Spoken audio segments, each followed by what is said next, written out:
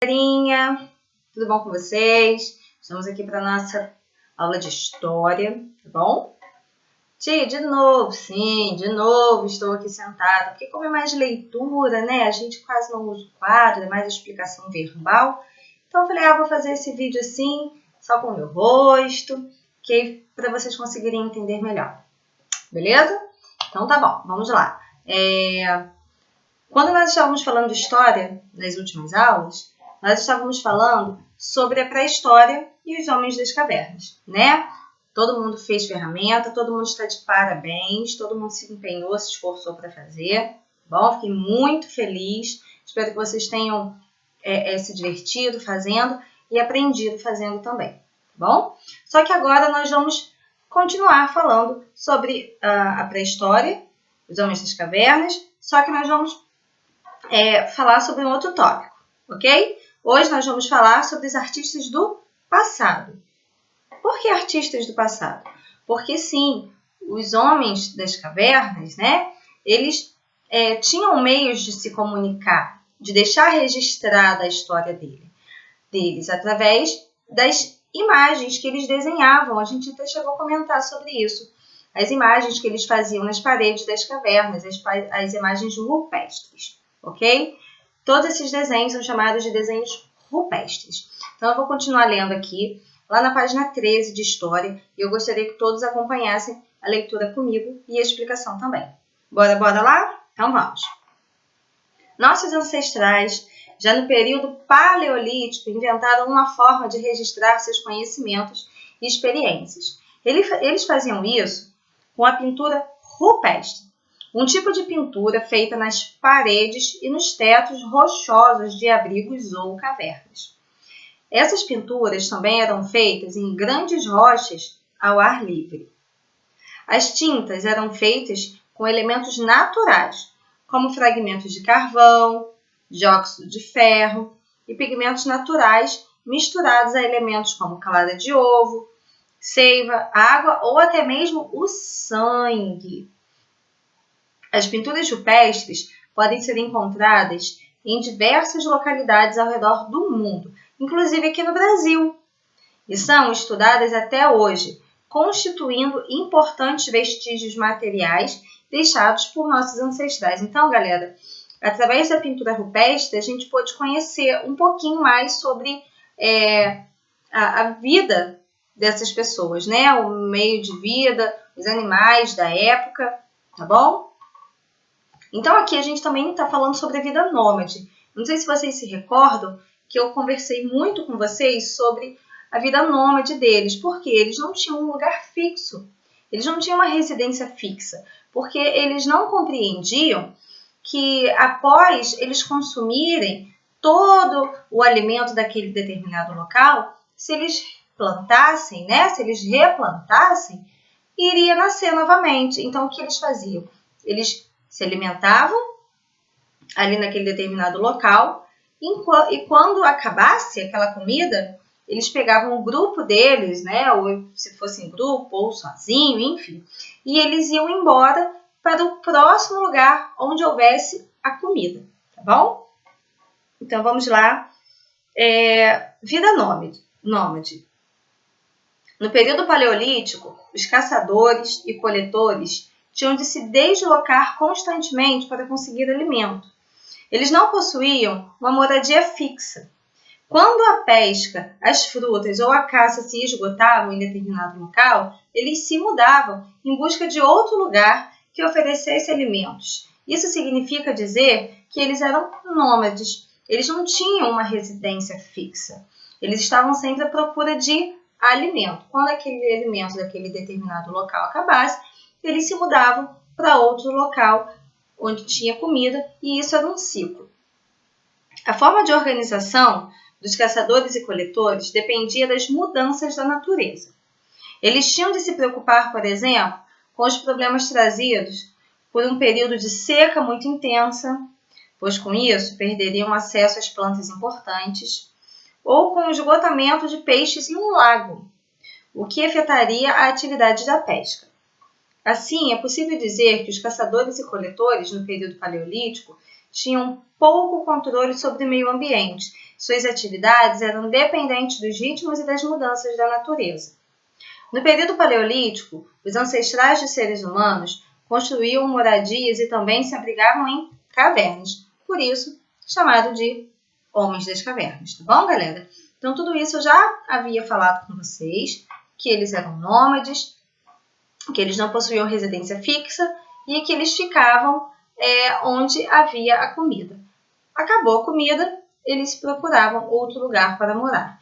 E como está falando aqui no livro, eles dependiam muito do clima daquele ambiente, né? Eles não tinham domínio sobre o clima, sobre o que plantar, sobre o que caçar. Eles viviam de acordo com o instinto deles, ok? Então, aqui nós temos duas imagens rupestres. A caverna de Altamira é um grupo de várias cavernas que ficam no norte da Espanha. Nelas são encontradas diversas pinturas rupestres do período paleolítico. Então, se vocês olharem bem aí, são duas imagens, eu não sei se parece um animal nessa primeira imagem, e a segunda imagem eu não estou conseguindo identificar muito bem o que é. Talvez no livro vocês consigam identificar melhor, ok? Na página 14 ainda, nós temos a relação com a natureza, do nomadismo ao sedentarismo. Então, quando eles eram nômades, eles tinham que fazer mudanças de moradia, né? E já no sedentarismo, não. Eles começaram a perceber que eles podiam pegar alguns animais para criar e que eles podiam plantar, né, frutas, legumes, e que, com o passar do tempo, nasceria novamente. Então, eles se tornaram o quê? Sedentários. Vamos ler para a gente conseguir entender melhor. Com o passar do tempo, a relação que nossos ancestrais mantinham com a natureza mudou. No período neolítico, nossos ancestrais desenvolveram a agricultura e passaram também a domesticar alguns animais. Lembra que eu havia falado que até então eles não sabiam que eles podiam dominar alguns animais para fazer a domesticação deles, para em seguida ser o alimento deles. Com isso, eles começaram a se fixar em um só lugar, onde pudessem permanecer trabalhando na agricultura, no pastoreio e em outras atividades. Eles tornaram-se sedentários, ou seja, não precisavam mais se deslocar constantemente em busca de alimentos e de recursos para sobreviver. Eles descobriram que se eles plantassem ali naquele determinado local, depois de um certo período de tempo, iria nascer. E também eles descobriram que alguns animais, como os bois, os porcos, né, poderiam ser domesticados e se tornarem alimento. Aí agora lá na página 15 a gente tem assim, ó. Isso se deu há cerca de 10 mil anos. Desde então, a agricultura se espalhou pelo mundo, tornando-se a principal atividade de transformação da natureza. Tinha início o predomínio dos agricultores e dos pastores, que eram as pessoas, né, os pastores, as pessoas que cuidavam do rebanho, tá bom? A agricultura e a domesticação de animais promoveram o aumento da população em algumas regiões do planeta. A fabricação de instrumentos se desenvolveu com a produção de objetos de cerâmica e depois do metal. Então, galera, o que aconteceu? Todas essas ferramentas foram surgindo a partir da necessidade do homem, tá bom? Quando eles precisavam plantar, quando eles precisavam domesticar algum animal, ou até mesmo quando eles precisavam matar algum animal para fazer de alimento.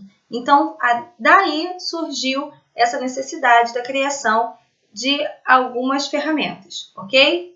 Então, vamos lá, ó. É verdade, o quadrinho verde que a gente tem lá na página 15, quando os primeiros grupos humanos se tornaram sedentários, a relação deles com a natureza mudou.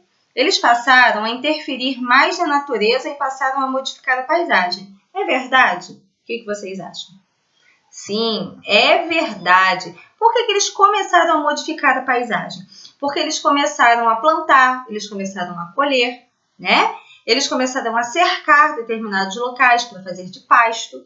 Então, isso tudo foi gerando a mudança na paisagem de determinados locais, ok? Então, vamos lá, ó. Embaixo a gente tem um quadrinho escrito aqui, ó, Geografia.